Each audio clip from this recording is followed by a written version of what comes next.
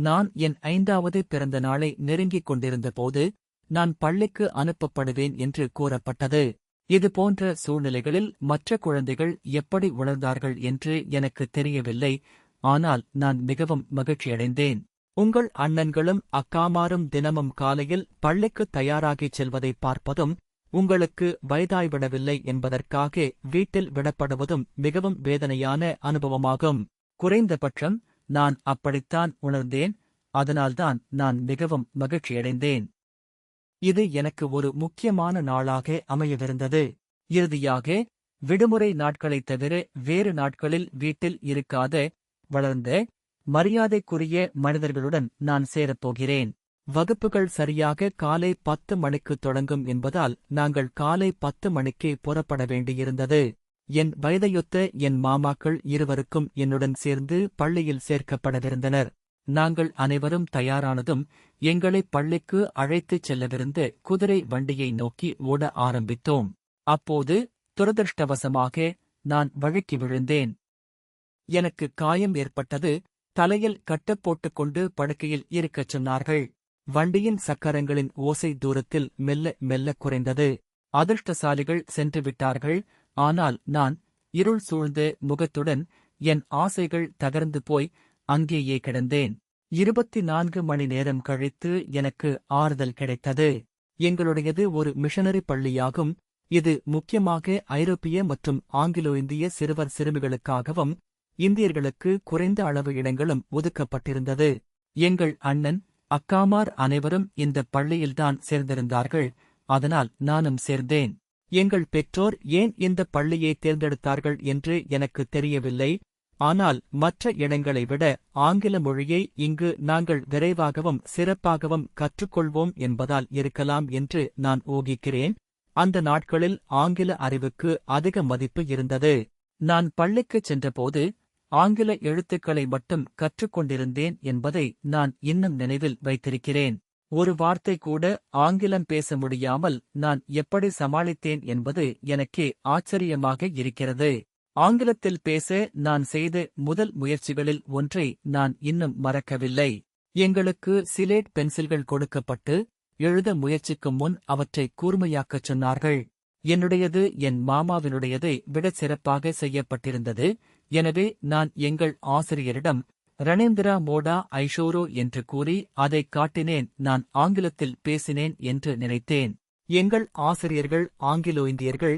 தலைமையாசிரியர் மற்றும் தலைமையாசிரியை திரு மற்றும் திருமதி என் ஆகியோரைத் தவிர அவர்கள் இங்கிலாந்திலிருந்து வந்தவர்கள். எங்கள் ஆசிரியர்களில் பலரை எங்களுக்கு பிடிக்கவில்லை. திரு எப் போன்ற சிலரைக் கண்டு நாங்கள் பயந்தோம். ஆனாலும் அவரை மதித்தோம். ஏனென்றால் அவர் பிரம்பை அதிகம் பயன்படுத்தினார். மிஸ் காடோகன் போன்ற சிலரை நாங்கள் சகித்துக் கொண்டோம். மிஸ் எஸ் போன்ற சிலரை நாங்கள் வெறுத்தோம். அவர் எப்போதாவது பள்ளிக்கு வரவில்லை என்றால் ஹுர்ரா என்று கத்துவோம்.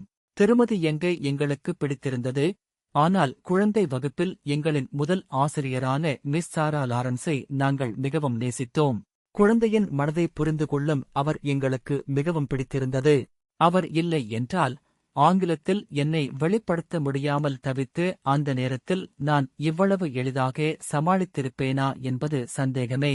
பெரும்பாலான ஆசிரியர்களும் மாணவர்களும் ஆங்கிலோ இந்தியர்களாக இருந்தாலும் பள்ளி ஆங்கிலேய மாதிரியின் அடிப்படையில் அமைந்திருந்தது மற்றும் இந்திய நிலைமைகள் அனுமதிக்கும் அளவிற்கு ஆங்கில முறையிலேயே நடத்தப்பட்டது. ஒரு இந்திய பள்ளியில் நாங்கள் தவறவிட்டிருக்கக்கூடிய சில விஷயங்களை அங்கே நாங்கள் கற்றுக்கொண்டோம். இந்திய பள்ளிகளில் காணப்படும் படிப்பு மீதான அந்த ஆரோக்கியமற்ற அழுத்தம் அங்கு இல்லை. படிப்பைத் தவிர நடத்தை, தூய்மை மற்றும் நேரத்தை கடைப்பிடிப்பது போன்றவற்றுக்கு இந்திய பள்ளியை விட அதிக முக்கியத்துவம் கொடுக்கப்பட்டது. படிப்பு விஷயத்தில் மாணவர்கள் தங்கள் ஆசிரியர்களிடமிருந்து அதிக தனிப்பட்ட கவனத்தை பெற்றனர். மேலும் தினசரி வேலைகள் ஒரு இந்திய பள்ளியில் சாத்தியமானதை விட மிகவும் சீராகவும் முறையாகவும் செய்யப்பட்டன. இதன் விளைவாக தேர்வை எதிர்கொள்ளும்போது எங்களுக்கு எவ்வித தயாரிப்பும் தேவைப்படவில்லை. மேலும் கற்பிக்கப்பட்ட ஆங்கிலத்தின் தரம் இந்திய பள்ளிகளை விட மிக உயர்ந்ததாக இருந்தது.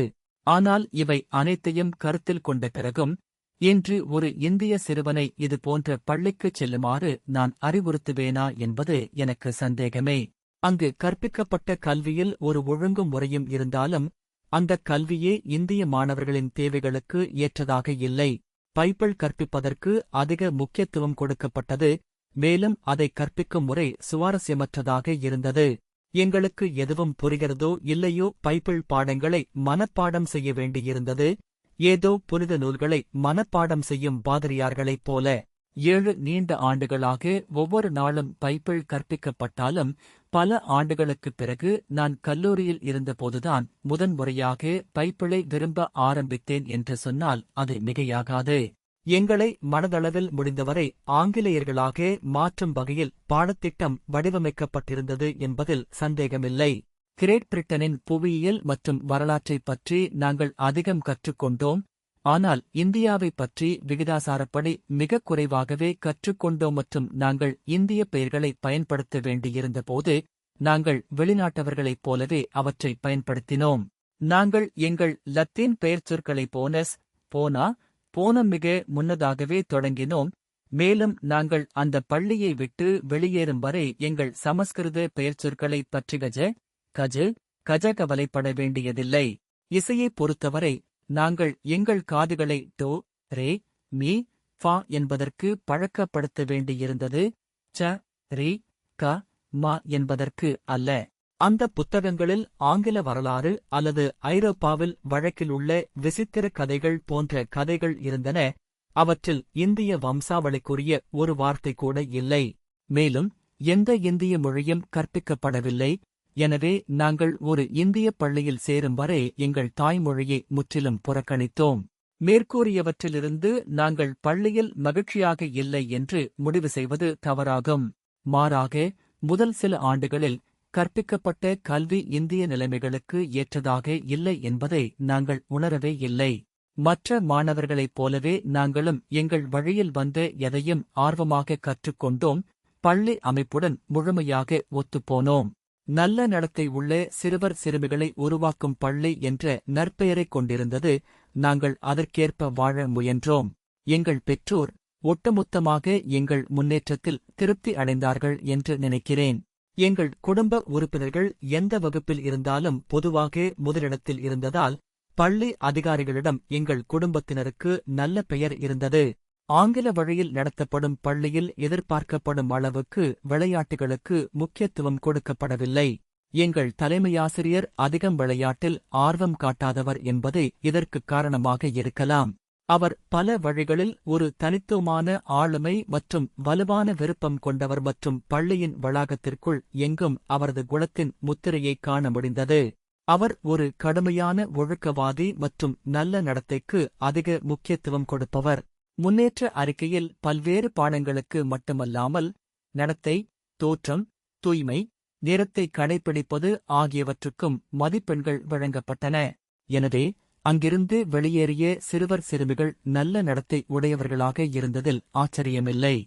தவறான நடத்தை அல்லது ஒழுக்கமின்மைக்காக சிறுவர்கள் பிரம்பால் அடிக்கப்படலாம், ஆனால் 2 ஆசிரியர்களுக்கு மட்டுமே இந்த அதிகாரம் இருந்தது, தலைமையாசிரியர் மற்றும் அவரது தகுதியான மனைவி. இருப்பினும் திரு யங்கிற்கு பல தனித்துவமான குணாதிசயங்கள் இருந்தன.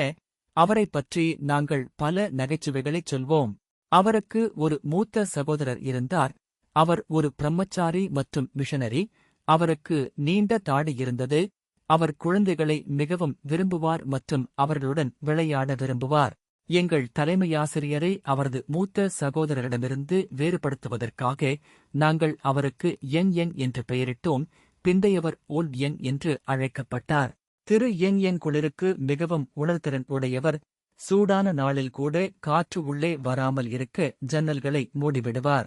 சளி பிடிக்கும் மற்றும் காலரா வரும் என்று அவர் அடிக்கடி எங்களை எச்சரிப்பார். அவருக்கு உடம்பு சரியில்லாமல் போனால் அவர் எவ்வளவு குயினைன் மருந்து குடிப்பார் என்றால் அவருக்கு காது கேட்காமல் போய்விடும்.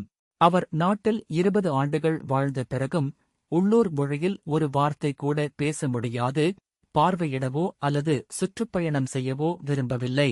காவலாளி அவரது மேஜையில் எதையாவது வைக்க மறந்துவிட்டால் திரு யங் அவரை அழைத்து தேவையானதை சுட்டிக்காட்டுவார். ஆனால் உள்ளூர் மொழியில் அவரை திட்ட முடியாமல் அவரை முறைத்து பார்த்துவிட்டு இவையெல்லாம் முன்பே செய்யப்பட்டிருக்க வேண்டும் என்று முணுமுணுத்துக் கொள்வார். ஒரு தூதுவர் ஒரு கடிதத்தை கொண்டு வந்து திரு அவரை காத்திருக்கச் சொல்ல விரும்பினால் அவர் தன் மனைவியிடம் ஓடி அவளிடமிருந்து சரியான வார்த்தைகளைப் பெற்று அவற்றை மனப்பாடம் செய்து வெளியே வந்து அந்த மனிதரிடம் கூறுவார். இவை அனைத்தையும் மீறி எங்கள் தலைமையாசிரியர் கண்ணியத்துடனும் அமைதியுடனும் இருந்து ஒரு மனிதர் மற்றும் எங்கள் மரியாதைக்குரியவர், அது பயத்தால் கலந்திருந்தாலும். எங்கள் தலைமையாசிரியை ஒரு தாய்மையான பெண், அவரை அனைவருக்கும் பிடித்திருந்தது. எங்கள் சமூக மற்றும் மத சிந்தனைகளை தேவையற்ற முறையில் பாதிக்க எந்த முயற்சியும் எடுக்கப்படவில்லை என்று நான் சொல்ல வேண்டும். சில ஆண்டுகளாக விஷயங்கள் சுமூகமாகச் சென்றன. நாங்கள் எங்கள் சூழலில் சிறப்பாக பொருந்திப் போனோம் என்று தோன்றியது. ஆனால் மெதுவாக லூட்டில் ஒரு விரிசல் தோன்றியது. நம்மை நமது சூழலில் இருந்து வேறுபடுத்தும் ஒன்று நடந்தது. இது உள்ளூர் காரணங்களின் விளைவா அல்லது பெரிய சமூக அரசியல் தொந்தரவுகளின் எதிரொலியா? இது நான் இப்போது பதிலளிக்கப் போவதில்லை. ஓரளவிற்கு இந்த வேறுபாடு தவிர்க்க முடியாதது, ஆனால் அதிலிருந்து எழுந்த மோதல் தவிர்க்க முடியாதது அல்ல. நாங்கள் இரண்டு வெவ்வேறு உலகங்களில் வாழ்ந்து கொண்டிருந்தோம். எங்கள் நனவு வளர வளர இந்த இரண்டு உலகங்களும் எப்போதும் பொருந்தவில்லை என்பதை நாங்கள் மெதுவாக உணர ஆரம்பித்தோம். ஒருபுறம் இந்தியா என்ற குடும்பம் மற்றும் சமூகத்தின் தாக்கம் இருந்தது. மறுபுறம் நாங்கள் எங்கள் பெரும்பாலான வேலை நாட்களை செலவழித்த மற்றொரு உலகம், மற்றொரு சூழல் இருந்தது. அது இங்கிலாந்து அல்ல, ஆனால் அதை நெருங்கிய ஒன்று. நாங்கள் இந்தியர்கள் என்பதால் தொடக்கப்பள்ளி மற்றும் நடுநிலைப் பள்ளி தேர்வுகள் போன்ற உதவித்தொகை தேர்வுகளுக்கு நாங்கள் உட்கார முடியாது என்று எங்களிடம் கூறப்பட்டது.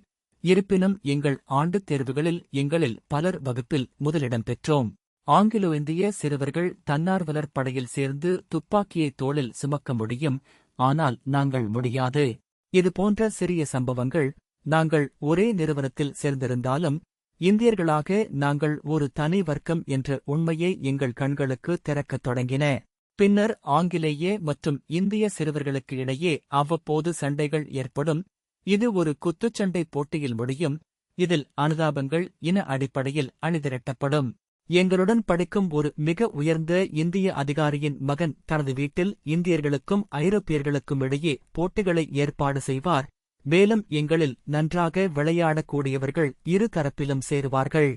நாங்கள் இந்திய சிறுவர்கள் தங்களுக்குள் பேசிக் கொள்ளும்போது நாங்கள் பைப்பிளால் சலிப்படைந்து விட்டோம் என்றும் உலகில் எந்த காரணத்திற்காகவும் எங்கள் மதத்தை மாற்ற மாட்டோம் என்றும் கூறுவோம் என்பது எனக்கு நினைவிருக்கிறது. பின்னர் கல்கத்தா பல்கலைக்கழகத்தின் புதிய விதிமுறைகள் வந்தன. மெட்ரிகுலேஷன், இடைநிலை மற்றும் பட்டப்படிப்பு தேர்வுகளுக்கு பெங்காலியை கட்டாய பாடமாக்கியது மற்றும் மெட்ரிகுலேஷன் பாடத்திட்டத்தில் பிற மாற்றங்களை அறிமுகப்படுத்தியது. பள்ளியின் பாடத்திட்டம் எங்களுக்கு பொருந்தாது என்பதையும், மற்ற சிறுவர்களைப் போலல்லாமல் மெட்ரிகுலேஷன் தேர்வுக்கு தயாராவதற்கு நாங்கள் ஒரு இந்திய பள்ளியில் சேர்ந்தவுடன் பெங்காலி மற்றும் சமஸ்கிருத படிப்பை மீண்டும் தொடங்க வேண்டும் என்பதையும் நாங்கள் விரைவில் உணர்ந்தோம். கடைசியாக, ஆனால் குறைந்தது அல்ல, எங்கள் பள்ளியை விட்டு வெளியேறி மெட்ரிகுலேஷன், இடைநிலை மற்றும் பட்டப்படிப்பு தேர்வுகளுக்கு தயாராகி வரும் எனது மூத்த சகோதரர்களின் செல்வாக்கு இருந்தது. அவர்கள் தங்களைச் சுற்றியுள்ள ஒரு வித்தியாசமான உலகத்தைப் பற்றி வீட்டில் எங்களிடம் பேசினார்கள். நான் சில வருடங்கள் அங்கு இருந்த பிறகு எனது பள்ளிச் சூழலுக்கு எதிராக நான் கிளர்ச்சி செய்தேன் என்று மேலே உள்ளவற்றிலிருந்து முடிவுக்கு வருவது தவறாகும். நான் 7 ஆண்டுகள் அங்கிருந்தேன்.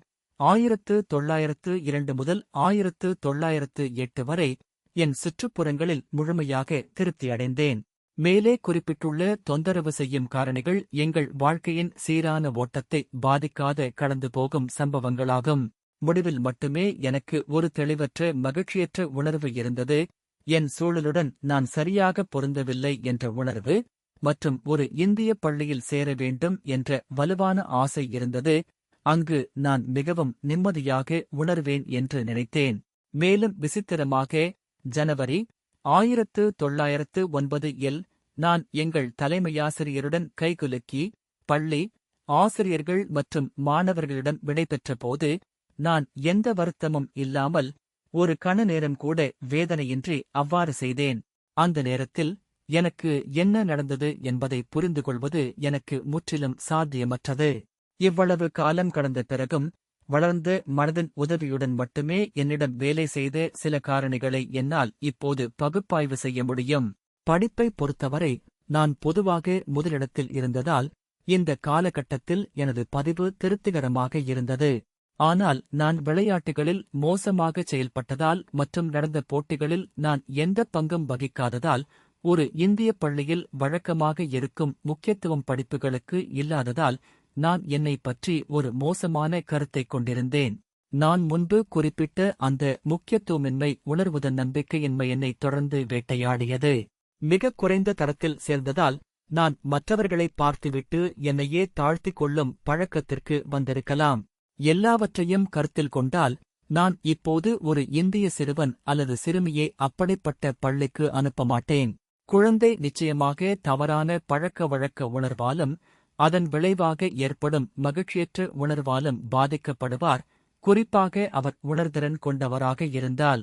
இந்தியாவில் உள்ள சில உயர்குடி வட்டாரங்களில் இங்கிலாந்தில் உள்ள பொதுப் பள்ளிகளுக்கு இந்திய சிறுவர்களை அனுப்பும் பழக்கம் இருந்தது மற்றும் இன்றும் இருக்கிறது.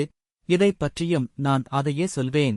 அதே காரணத்திற்காக ஆங்கில பொதுப் பள்ளிகளின் வழியில் ஆங்கில ஆசிரியர்களால் நடத்தப்படும் இந்திய பள்ளிகளை தொடங்குவதற்கு சில இந்தியர்கள் எடுத்த நடவடிக்கையை நான் வன்மையாக கண்டிக்கிறேன். சில சிறுவர்கள், உதாரணமாக வெளிப்புற சிந்தனை உடையவர்கள், தவறான பழக்க வழக்க உணர்வால் பாதிக்கப்படாமல் இருக்கலாம் மற்றும் அத்தகைய சூழலில் மிகவும் மகிழ்ச்சியாக உணரலாம். ஆனால் உள்முக சிந்தனை கொண்ட குழந்தைகள் பாதிக்கப்படுவது உறுதி. அந்தச் சூழ்நிலையில் அமைப்பு மற்றும் அது நிற்கும் அனைத்திற்கும் எதிரான எதிர்வினை விரோதமாக இருப்பது உறுதி. இந்த உளவியல் ரீதியான பரிசீலனையைத் தவிர இந்திய நிலைமைகள், இந்திய தேவைகள் மற்றும் இந்திய வரலாறு மற்றும் சமூகவியலை புறக்கணிக்கும் ஒரு கல்வி முறை எந்தவொரு பகுத்தறிவு ஆதரவிற்கும் தன்னை பரிந்துரைக்க முடியாத அளவுக்கு அறிவியலற்றது. கிழக்கு மற்றும் மேற்கு இடையே கலாச்சார நெருக்கத்திற்கான சரியான உளவியல் அணுகுமுறை என்னவென்றால், இந்திய சிறுவர்கள் இளமையாக இருக்கும்போது ஆங்கில கல்வியே அவர்கள் மீது திணிப்பது அல்ல, மாறாக அவர்கள் வளர்ந்த பிறகு அவர்களை மேற்கத்திய நாடுகளுடன் நெருங்கிய தனிப்பட்ட தொடர்புக்கு கொண்டு வருவதாகும். இதனால் அவர்கள் கிழக்கு மற்றும் மேற்கில் எது நல்லது, எது கெட்டது என்பதை அவர்களே தீர்மானிக்க முடியும். அடுத்த அத்தியாயத்தில் நான் இந்திய பள்ளியில் சேர்ந்த அனுபவங்களையும் அங்கே என் சிந்தனைகளில் ஏற்பட்ட மாற்றங்களையும் என்னைச் சுற்றியிருந்த இந்தியச் சூழல் என் வாழ்க்கையில் என்ன தாக்கத்தை ஏற்படுத்தியது என்பதையும் விரிவாகக் காண்போம்.